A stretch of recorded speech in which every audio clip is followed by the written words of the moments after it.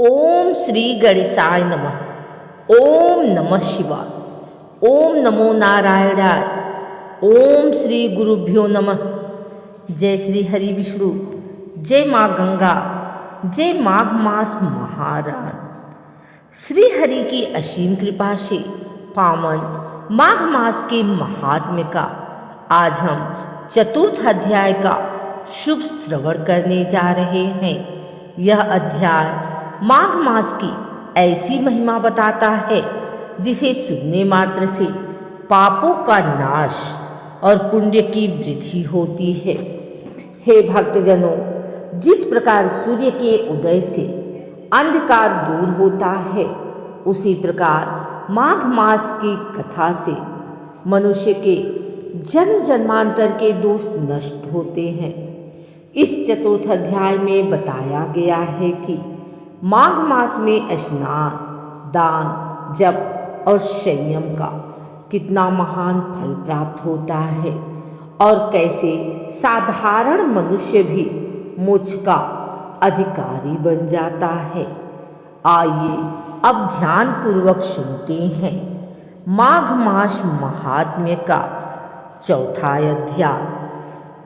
श्री वशिष्ठ जी कहने लगे कि हे राजन, अब मैं माघ के उस महात्म्य को कहता हूँ जो कार्तवीर्य के पूछने पर दत्तात्रेय ने कहा था।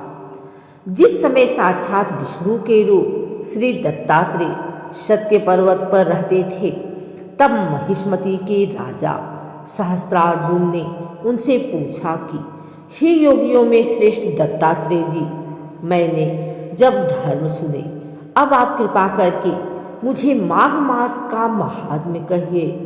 तब दत्तात्रेय जी बोले, जो नारद जी से ब्रह्मा जी ने कहा था, वही माघ महात्म्य मैं तुमसे कहता हूँ।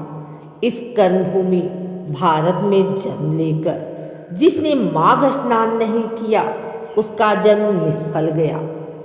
भगवान की प्रसन्नता, पापों के नाश और स्वर्ग की प्राप्ति के लिए माघ स्नान अवश्य करना चाहिए।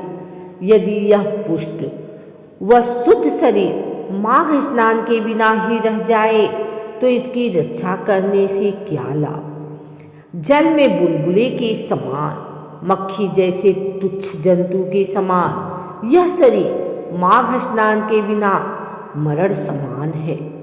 विष्णु भगवान की पूजा न करने वाला ब्राह्मण बिना दक्षिणा के श्राद्ध, ब्राह्मण रहित क्षेत्र, आचार रहित कुल, ये सब नाश के बराबर है।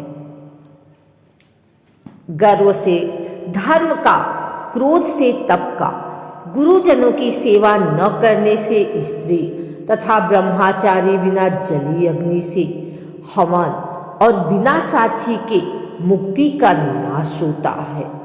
जीविका के लिए कहने वाली कथा, अपने ही लिए बनाए हुए भोजन की क्रिया, शूद्र से भिक्षा लेकर किया हुआ यज्ञ तथा कंजूस का धन, यह सब नाश के कारण है। बिना अभ्यास और आलस्य वाली विद्या, असत्य वाली विरोध करने वाला राजा, जीविका के लिए तीर्थ यात्रा, जीविका के लिए व्रत, संदेह युक्त मंत्र का जप, व्यग्र चिंता होकर जप करना, वेद न जानने वाले को दान देना, संसार में नास्तिक मत ग्रहण करना, श्रद्धा बिना धार्मिक क्रिया, यह सब व्यर्थ है। और जिस तरह दरिद्र का जीना व्यर्थ है, उसी तरह माघ स्नान के बिना मनुष्य का जीना व्यर्थ है। ब्रह्मघाती, सोना चुराने वाला, मदिरा पीने वाला, गुरु पत्नी गामी और इन चारों की संगति करने वाला माघ स्नान से पवित्र होता है। जल कहता है कि सूर्योदय से पहले जो मुझसे स्नान करता है, मैं उसके बड़े से बड़े पापों का नाश करता हूँ। महापातक भी स्नान करने से भस्म हो जाते हैं। माघ मास के स्नान का जब समय आ जाता है तो सब पाप अपने नाश के भय से कांप जाते हैं। जैसे मेघों से मुक्त होकर चंद्रमा प्रकाश करता है, वैसे ही श्रेष्ठ मनुष्य माघ मास में स्नान करके प्रकाशमान होते हैं। काया वाचा मनसा से किए हुए छोटे या बड़े, नए या पुराने सभी पाप स्नान से नष्ट हो जाते हैं। आलस्य में बिना जाने जो पाप किए वह भी नाश को प्राप्त होते हैं।